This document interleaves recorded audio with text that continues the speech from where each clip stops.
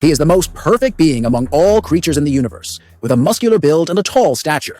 To continue his race's civilization, the engineer decided to create life on this planet. The engineer then unhesitatingly drank the black liquid prepared in the cup, and as intense changes occurred within his body, his genes began to disintegrate. The engineer then fell heavily to the ground, and his body gradually corroded, eventually merging with the seawater and integrating into the natural environment. Thus, life on Earth was born. As centuries passed, humans developed a highly advanced civilization.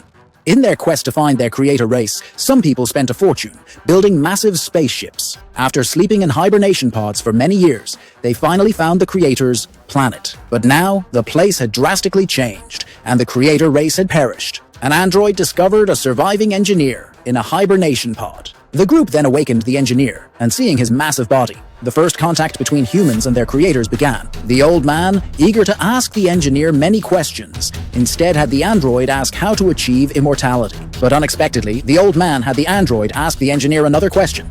How to achieve immortality. Humans were created by the creator, so achieving immortality should be within the creator's capability. But the engineer did not answer any questions. Instead, he slowly lifted the android's body, and then, in the very next second, snapped its neck. This action by the engineer caused everyone to panic, and they had to resist.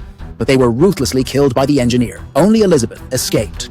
Realizing this desolate planet was a military testing ground, not the engineer's home. The purpose was to carry a large number of biochemical weapons to Earth and wipe out all life created there. The spaceship crashed on this planet, causing the engineer to fall into a deep sleep.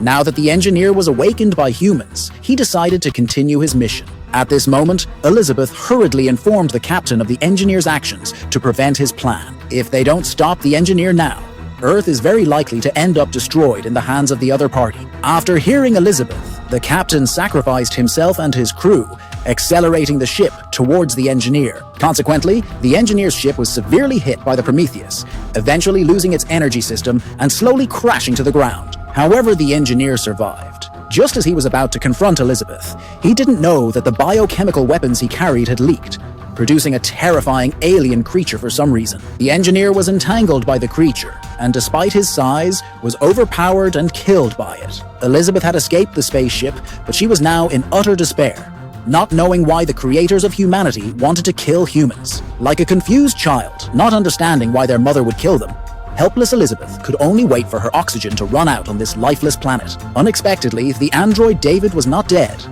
Although he was only a head, he still had a clear consciousness. David then told Elizabeth that there were many ships similar to the engineers on this planet, and he had the ability to control them. Thus, Elizabeth and David decided to leave the planet on a new spaceship.